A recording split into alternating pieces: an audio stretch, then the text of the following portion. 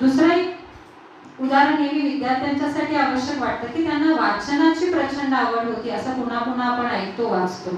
आताच एका विद्यार्थिनीने सांगितलं की त्यांचे वडील त्यांना पुस्तकं देऊ शकत नव्हते. बाबासाहेबांचे वडील हे सुभेदार जनरल होते, ते रिटायर झालेले, त्यांच्या पेन्शनवरती त्यांचं कुटुंब चाललेलं असायचं.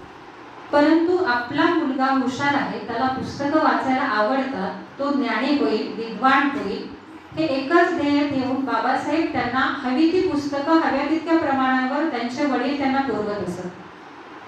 माझी पूर्ण पेन्शन संपली तरी चालेल, भले एक वेळ मला जेवायला मिळालं कुटुंबाला तरी चालेल, पण मी तुझी ज्ञानाची लालसा पुरवत राहील असं त्यांचे वडील म्हणायचे आणि ते त्यांनी खरंही करून दाखवायचे. एकदा एका महिन्यामध्ये पुस्तकं आणलेली बाबासाहेबांची महिना पूर्ण होण्याआधी 6 ते 7 दिवस वाचून संपवली त्यांनी. प्रचंड वाचनाचा व्यासंग, सतत वाचन.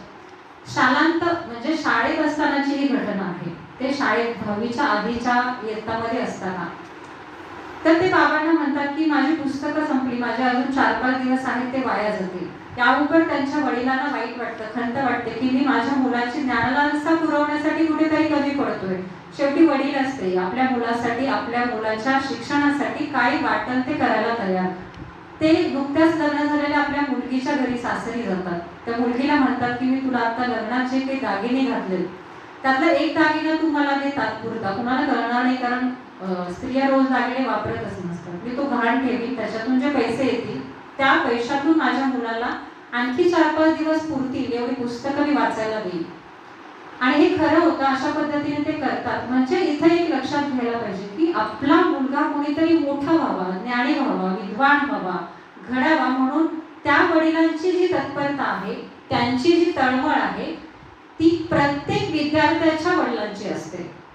याच्यातून आपल्याला हे घ्यायचंय की तुम्ही इथं शिकायला येताना, मेडिकलमध्ये जेव्हा शिक्षण घेत येताना अनेक प्रकारच्या अडचणीतून आपल्या आई वडिलांनी आपल्याला इथपर्यंत आणून सोडलेला आहे. काही शेकड्यामध्ये, हजारोमध्ये नाही तर लाखो रुपयांचा खर्च आपल्या एकट्यावरती केला जातोय, तो पण आपल्या आई वडिलांच्या कष्टातून. ही गोष्ट इथे विसरता कामा नये. जी बाबासाहेबांच्या वडिलांची तळमळ होती, तीच तळमळ तुमच्या आई वडिलांची आहे की माझा मुलगा कुणीतरी शिकून खूप चांगला डॉक्टर व्हायला पाहिजे, मोठा व्यक्ती व्हायला पाहिजे, की ज्याने माझा अभिमान, स्वाभिमान कायम जागृत राहायला पाहिजे.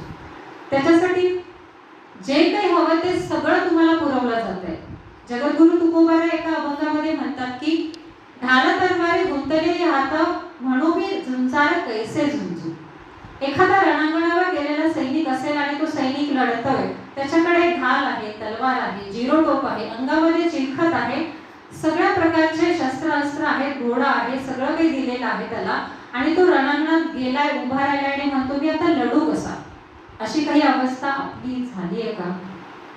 सगळं काही दिलं जातंय, फी भरली जाते, पुस्तकं दिली जाते, जे तुम्हाला आवश्यक आहे तुमच्या शिक्षणासाठी, कपडे, शूज, गाडी, मोबाईल, इलेक्ट्रॉनिक गॅजेट्स, कुठल्याही गोष्टीची कमतरता, ही सगळी तुमची हत्यार आहेत जी तुम्हाला आता वापरताय. हे तुमचे आई वडील तुम्हाला देतायत, पण त्या रणांगणावर लढणाऱ्या सैनिकासारखी अवस्था आपली व्हायला नको. बाबासाहेब आंबेडकरांच्या वडिलांचा जो विचार होता तोच तुमच्या आमच्या आई वडिलांचा आहे की आपल्या मुलाने काहीतरी मोठं व्हायला पाहिजे, आणि त्यासाठी आपण बाबासाहेबांच्या तळमळीनं त्यांच्यापर्यंत आपण नाही पोहोचू शकणार, पण कुठेतरी त्यांच्यातील काहीतरी घेण्याचा प्रयत्न करून त्या दिशेनं आपली पावलं पडतायत का, याचं थोडंसं अंतर्मुख होऊन आत्मपरीक्षण करण्याची गरज तुम्हाला आहे असं मला आज वाटतंय.